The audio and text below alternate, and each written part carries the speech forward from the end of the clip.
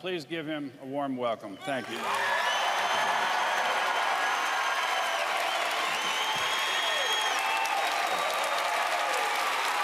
Thank you.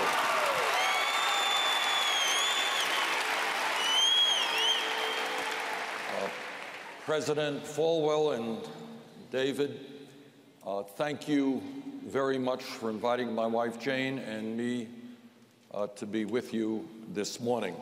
We appreciate the invitation very much.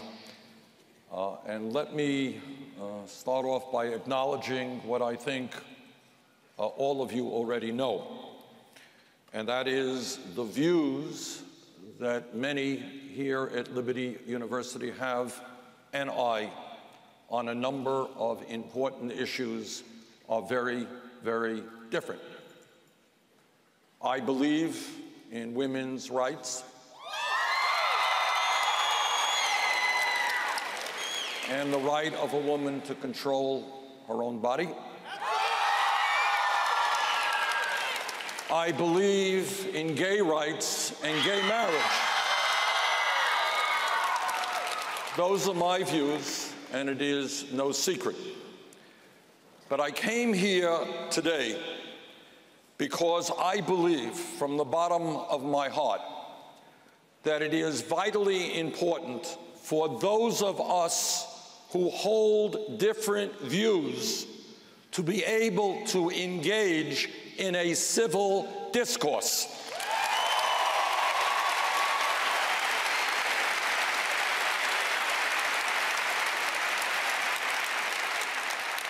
Too often in our country, and I think both sides bear responsibility for us, there is too much shouting at each other.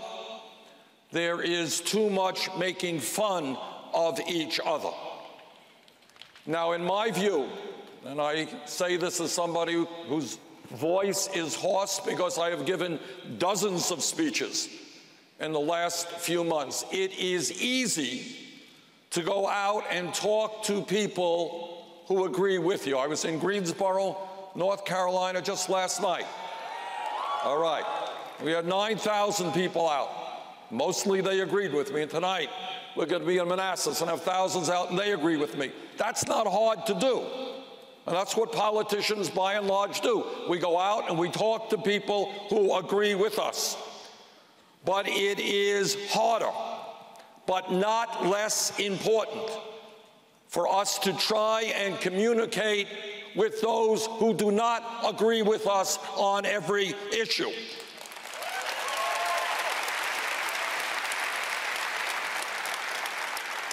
And it is important to see where, if possible, and I do believe it's possible, we can find common grounds.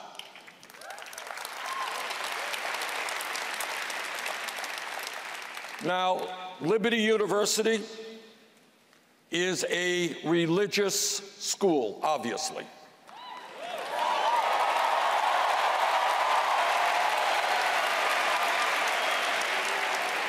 And all of you are proud of that.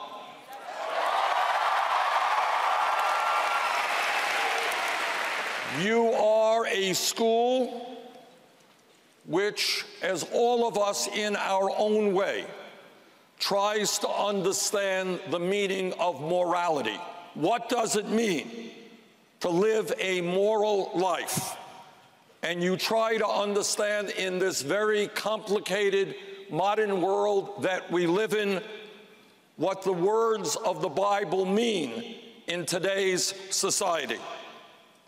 You are a school which tries to teach its students how to behave with decency and with honesty, and how you can best relate to your fellow human beings, and I applaud you for trying to achieve those goals.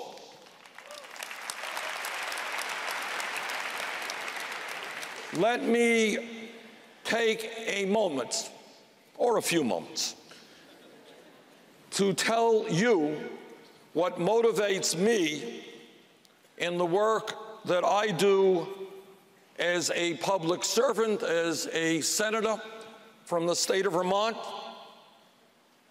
And let me tell you that it goes without saying, I am far from being a perfect human being, but I am motivated by a vision which exists in all of the great religions, in Christianity and Judaism, in Islam and Buddhism, and other religions.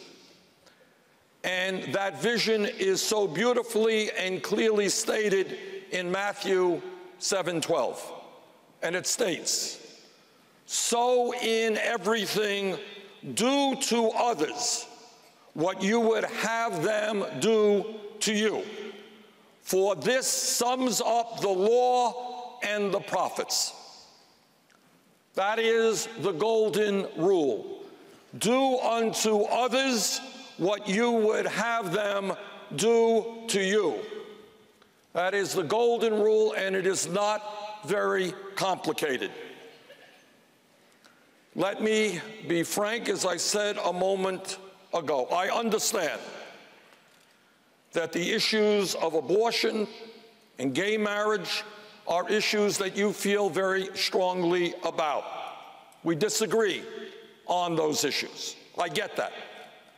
But let me respectfully suggest that there are other issues out there that are of enormous consequence to our country and, in fact, to the entire world, that maybe, just maybe, we do not disagree on. And maybe, just maybe, we can try to work together to resolve them.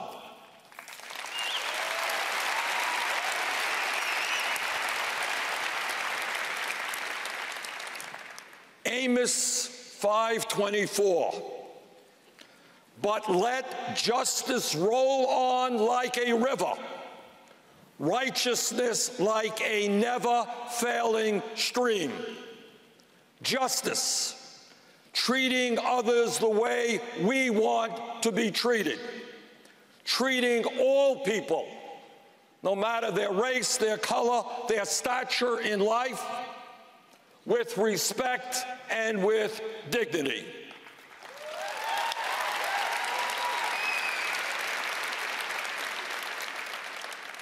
Now, here is my point. Some of you may agree with me, and some of you may not. But in my view, it would be hard for anyone in this room today to make the case that the United States of America, our great country, a country which all of us love, it would be hard to make the case that we are a just society or anything resembling a just society today.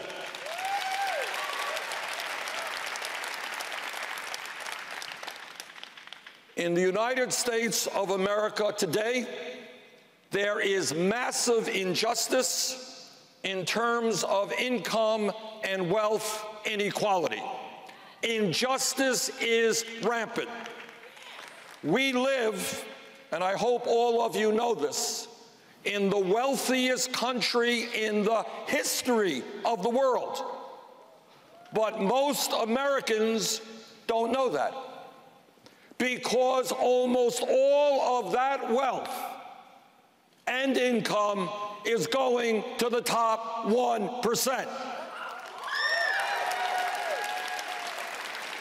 Now, that's the truth. We are living at a time, and I want all of you, if you would, put this in the context of the Bible, not me, in the context of the Bible. We are living at a time where a handful of people have wealth beyond comprehension. And I'm talking about tens of billions of dollars, enough to support their families for thousands of years, with huge yachts and jet planes and tens of billions. More money than they would ever know what to do with. But at that very same moment, There are millions of people in our country, let alone the rest of the world, who are struggling to feed their families. They are struggling to put a roof over their heads, and some of them are sleeping out on the streets. They are struggling to find money in order to go to a doctor when they are sick. Now, when we talk about morality, and when we talk about justice, we have to, in my view, understand that there is no justice when so few have so much and so many have so little.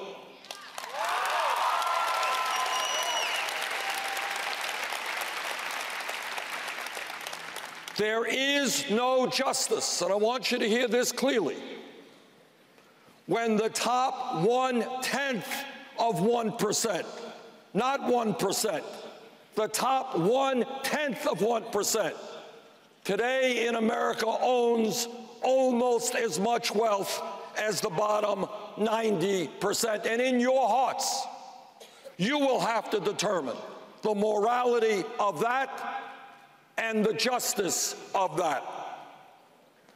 In my view, there is no justice when here in Virginia and Vermont and all over this country, millions of people are working long hours for abysmally low wages of $7.25 an hour, of $8 an hour, of $9 an hour, working hard but unable to bring in enough money to adequately feed their kids. And yet at that same time, 58% of all new income generated is going to the top 1%. You have got to think about the morality of that, the justice of that, and whether or not that is what we want to see in our country. In my view, there is no justice when, in recent years, we have seen a proliferation of millionaires and billionaires, while at the same time, the United States of America has the highest rate of childhood poverty of any major country on earth. How can we, I want you to go into your hearts, how can we talk about morality, about justice, when we turn our backs on the children of our country?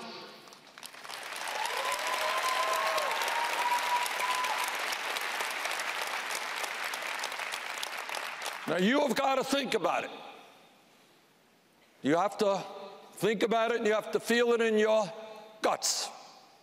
Are you content?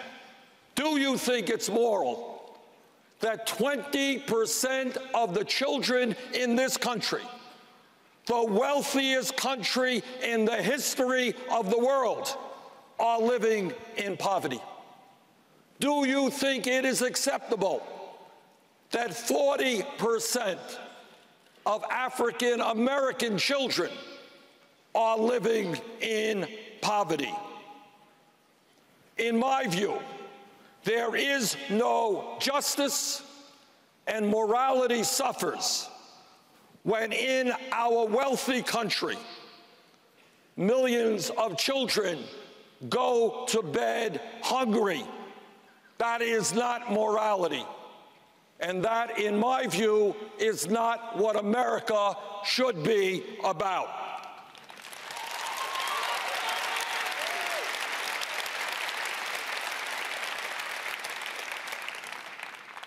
In my view, there is no justice when the 15 wealthiest people in this country in the last 2 years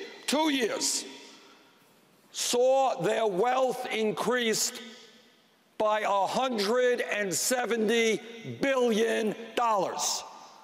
2 years, wealthiest 15 people in this country saw their wealth increase by $170 billion.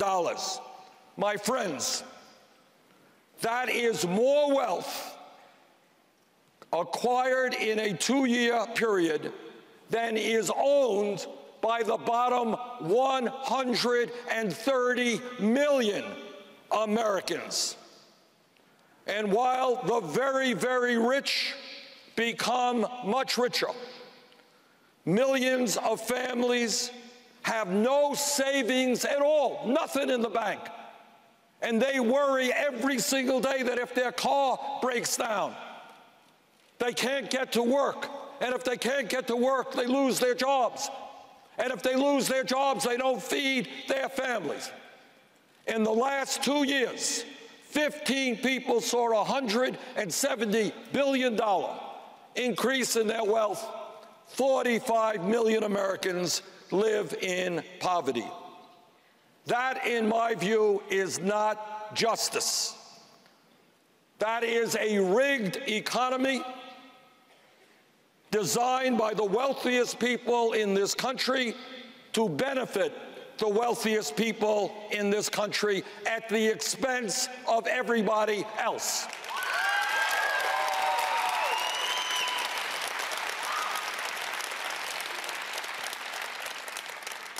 In my view, there is no justice when thousands of Americans die every single year because they don't have any health insurance and don't go to a doctor when they should. I have talked personally to doctors throughout Vermont and physicians all over this country, and without exception, they tell me that there are times when patients walk into their office very, very sick, and they say, "Why didn't you come in here when you were sick?" And the answer is, "I don't have any health insurance, or I have a high deductible. I thought the problem would get better." And sometimes it doesn't, and sometimes they die because they lack health insurance. That is not justice. That is not morality. People should not be dying in the United States of America when they are sick.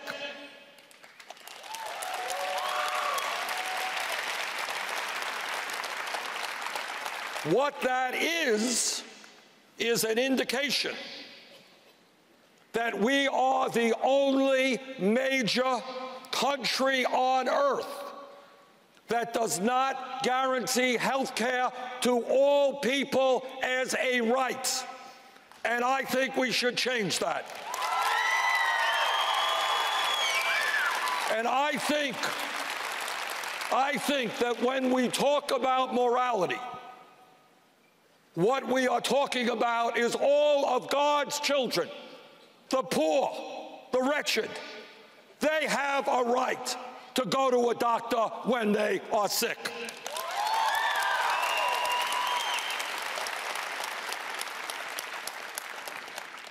You know, there is a lot of talk in this country from politicians about family values. You've all heard that. Well, let me tell you about a family value. In my view, there is no justice when low-income and working-class mothers are forced to separate from their babies 1 or 2 weeks after birth and go back to work because they need the money that their jobs provide. Now, I know everybody here, we all are, maybe in different ways, but all of us believe in family values. Jane and I have 4 kids. We have 7 beautiful grandchildren. We believe in family values. But it is not a family value when all of you know that the most important moments in time of a human being's life is the first weeks and months after that baby is born. That is the moment when mother bonds with the baby, gets to love and know her baby, and dad is there as well. That is what a family is about. And those of you, or at least those of you who are parents, more parents back here than there, I suspect, you know what an unforgettable moment that is, what an important moment that is. And I want you to think whether you believe it is a family value that the United States of America is the only major country on earth that does not provide paid family and medical leave.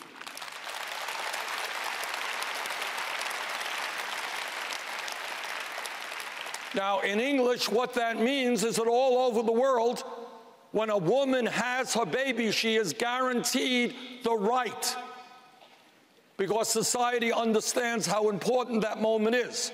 She is guaranteed the right to stay home and get income in order to nurture her baby.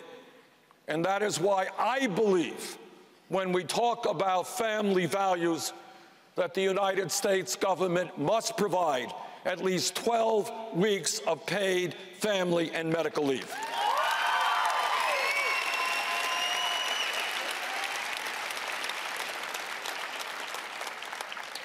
In my view, there is no justice in our country when youth unemployment exists at tragically high levels. I requested a study last month from a group of economists, and what they told me is that 51% of African American high school graduates between the ages of 17 and 20 are unemployed or underemployed. 51%. We have in this country sufficient amounts of money to put more people in jail than any other country on earth. The United States has more people in jail than China, a communist authoritarian country. But apparently, we do not have enough money to provide jobs and education to our young people. I believe that's wrong.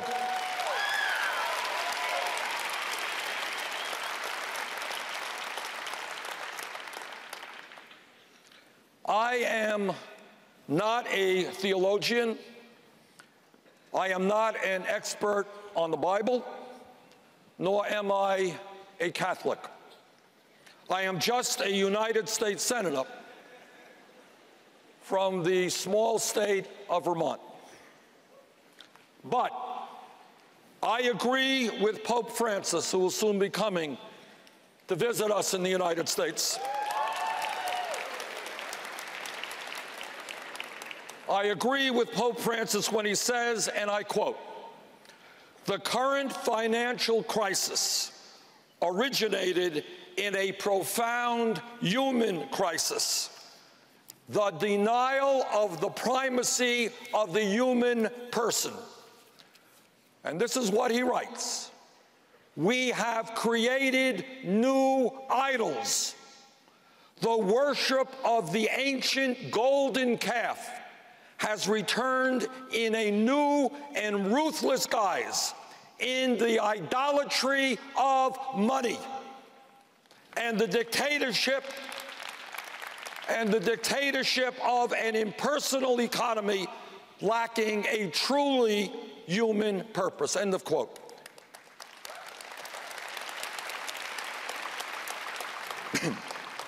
And the Pope also writes, quote, "There is a need for financial reform along ethical lines that would produce in its turn an economic reform to benefit everyone. Money has to serve, not to rule. End of quote.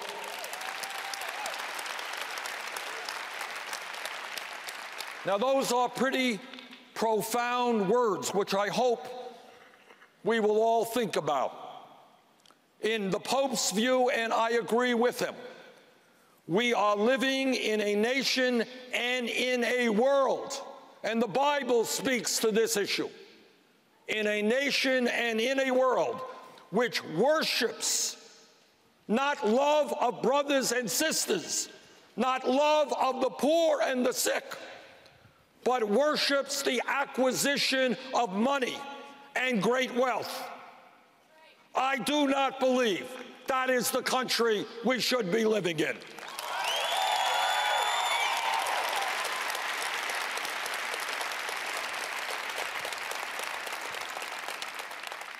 Money and wealth should serve the people. The people should not have to serve money and wealth.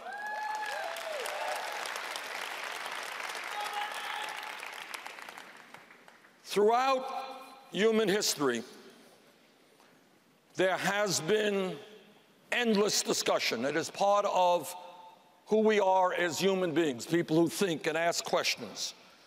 Endless discussion and debate about the meaning of justice and about the meaning of morality. And I know that here at Liberty University, those are the kinds of discussions you have every day, and those are the kinds of discussions you should be having, and the kind of discussions we should be having all over America.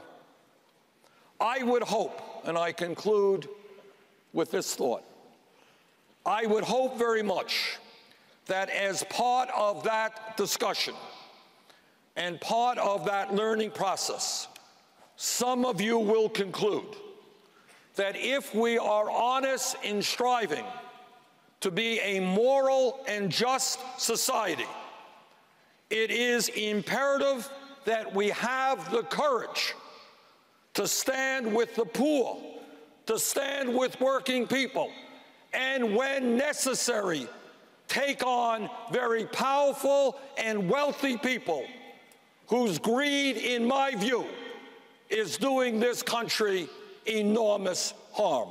Thank you all very much.